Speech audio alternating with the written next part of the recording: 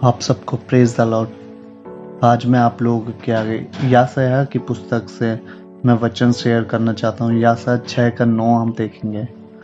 उसमें लिखा है, उसने कहा, जा इन सब लोगों से कह, सुनते ही रहो परंतु ना समझो, देखते ही रहो परंतु ना पूछो। तू इन लोगों के मन को मोटा और उनके कानों को भारी कर और उनकी आंखें को बंद कर।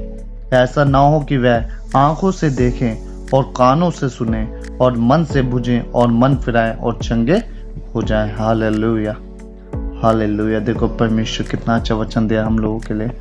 आज के समय में हमने देखा कितने लोग हैं।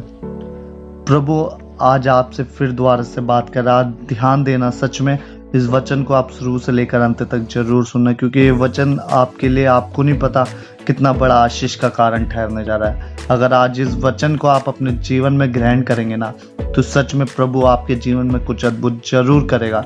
परमेश्वर की छुआई जरूर मिलेगी और परमेश्वर के लिए आप इस्तेमाल जरूर होगे। सुनते ही रहो। देखो परमेश्वर कह रहा है, आज तक आप सुनते ही रह रहे हो परंतु ना समझो। आज तक आपने समझने की कोशिश नहीं करी कि परमेश्वर आपसे क्यों बातें करता है, क्यों परमेश्वर आपको वचनों को दे रहा है। मगर आप लोगों ने क्या करा, आज तक सुनते ही रह रहे हो वचनों को। कोई आए, पास्टर आए आपके घर पे, वचनों को सुनाए, आप चर्च जाते हैं, आप वचनों को सुनते हैं मगर उन्हें अमल नहीं कर रहे। इसलिए परमेश्वर कह रहा है, सुनते ही रहो परंतु समझो नहीं, देखते ही रहो परंतु ना बुझो। देखो, तू इन लोगों के मन को मोटा और उनके कानों को भारी कर रहा है। देखो परमेश्वर कह रहा है, तू इनों का जो मन है ना, उसको क्या कर रहा है, मोटा कर रहा है, क्योंकि ये सुनते ही रहते हैं बस और कुछ काम नहीं करते।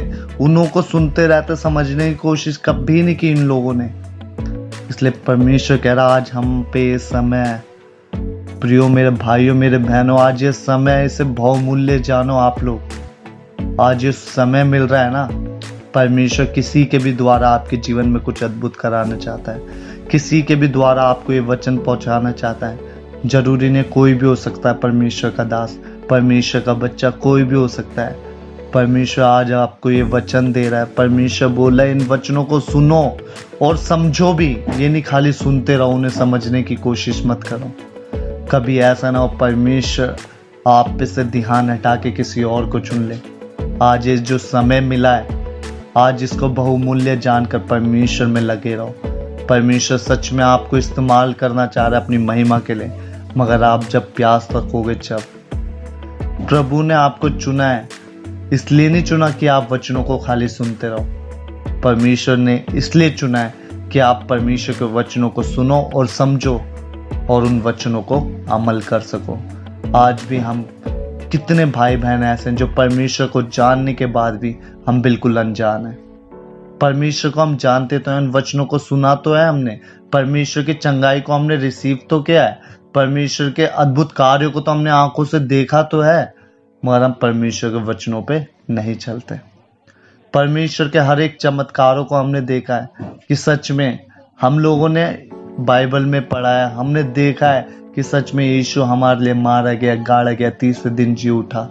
परमेश्वर ने कि जो एक 12 साल की रोगी लेडीज थी, उसके लहू बहने की तकलीफ थी, उसके लहू बंद हो गया। क्या? उसके विश्वास के द्वारा।